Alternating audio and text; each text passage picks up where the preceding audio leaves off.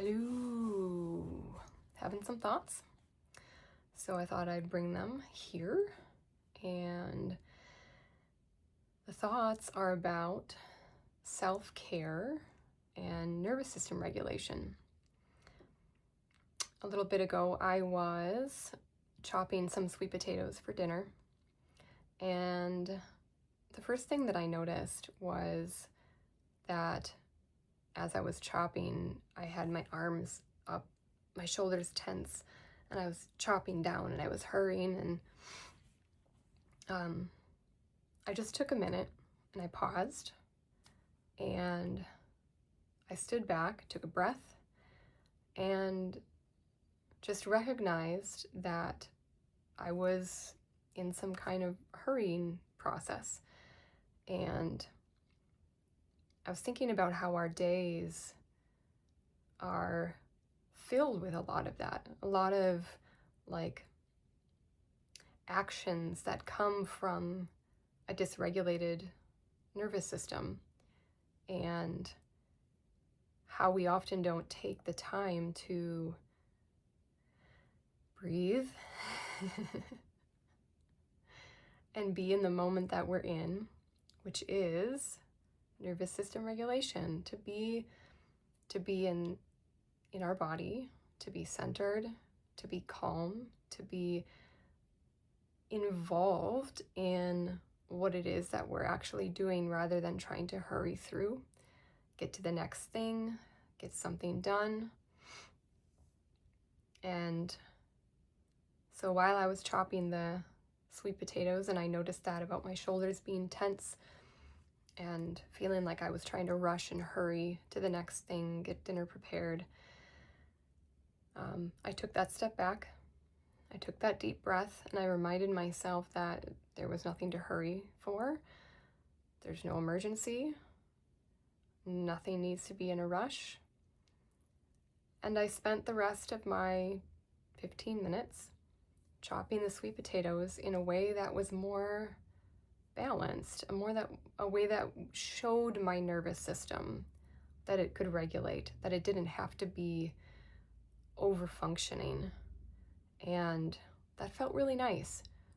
And I got to thinking in general about maybe what our culture, American culture at least, thinks of self-regulation, or not, I shouldn't say self-regulation yet, self-care. That a lot of times people will associate self-care with like Netflix binging on yummy, tasty, but not so healthy food while watching Netflix, or scrolling on social media just to take the edge off, to take your mind off of whatever, or shopping, or whatever it is. And my personal thought is that often these things aren't regulating the nervous system, and they're not self-care. If self-care is about regulating the nervous system, if true self-care is about regulating the nervous system, then it means we find ways that actually regulate the nervous system, rather than things that produce more tension, things that don't actually give our nervous system a rest. So while it may feel restful to watch Netflix and, eat a bunch of tasty stuff, that is often dysregulating to the nervous system, because we're having to maybe tense up if we're watching something that's a little more adventurous or scary or something on Netflix, or dramatic. And those things actually cause the nervous system to have to be in one of those things that you often hear: fight, flight, freeze, fawn. I think there might be another one or two of those F words. Not the classic F word, but you know what I'm talking about.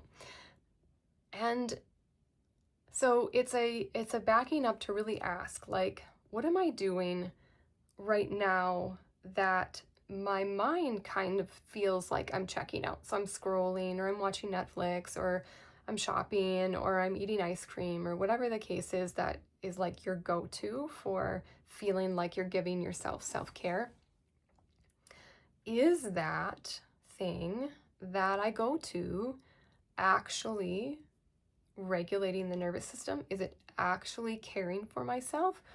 Or is it just a way to kind of feed the mind's idea of checking out, kind of like numbing?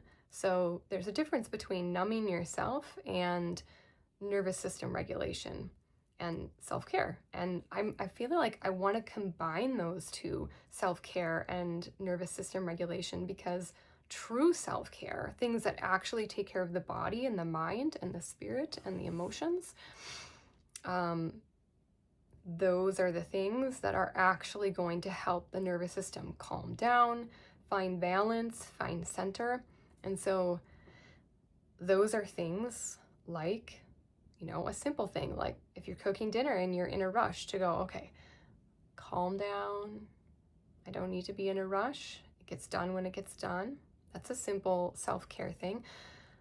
Maybe a massage is self-care. And I know not everybody has access to that, either financially or even within their realm of where they live. But you could sit down and take some olive oil from the pantry and massage your own feet, massage your own hands, massage your own arms, and just sit there and feel yourself in that moment, feel your body. That is an act of self-care, even if it is only 10 minutes, 15 minutes. Even if you have to go to the bathroom and close the door and hide from your family for a little bit to do that. What else? Time without input. That's a huge one. It's a big one for me. I love learning and I love reading and I love just like gobbling up all sorts of information. I'm just a curious person and ask a lot of questions a lot. And so I can find myself always running to things to like input, because that for me is very enjoyable. And that is also something that I noted when I was chopping up my sweet potatoes tonight, is that one of my go-tos when I have like a long dinner prep is to put on a podcast in my earbuds and listen. And that is super enjoyable to me. However, if my system is already like on high alert because I've had a lot of going on, which today has been one of those days, I've had a lot of things going on, then reaching for my earbuds to listen to a podcast is actually dysregulating for my nervous system, because I'm putting more information in. And so along with me relaxing my shoulders, getting present with my chopping of my sweet potatoes, I also chose not to listen to a podcast so I could be silent, so I could be in my space without having input coming into my nervous system, which is very self-care, very nervous system regulation. What else? Being in nature is a huge one. Self-care, nervous system regulation. To connect with the energy of the planet. This is what we came from. Our body is made up of the elements of the earth.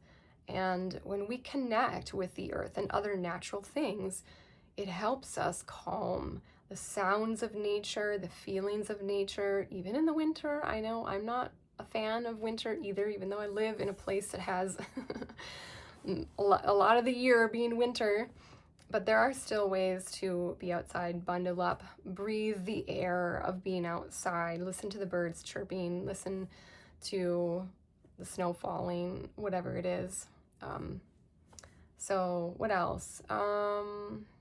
Breathing deeply. That's another good one. Just backing away from everything that you're doing. Closing your eyes just for a minute. Just 30 seconds, just a minute. Everybody has 30 seconds or a minute. If you don't, you got to change something. So again, if you got a big family and you can't get away very often, go to the bathroom. Close your eyes while you're on the pot. Take some deep breaths, and one of the breathing techniques that I like to do for nervous system regulation, which signals to the body that you're safe, is to breathe in quicker than you breathe out. So if you breathe in for 4 seconds, you breathe out longer, so 6 to 8 seconds, however long you can do it. And you just do that a few cycles. Calm your nervous system down. Also gentle movement.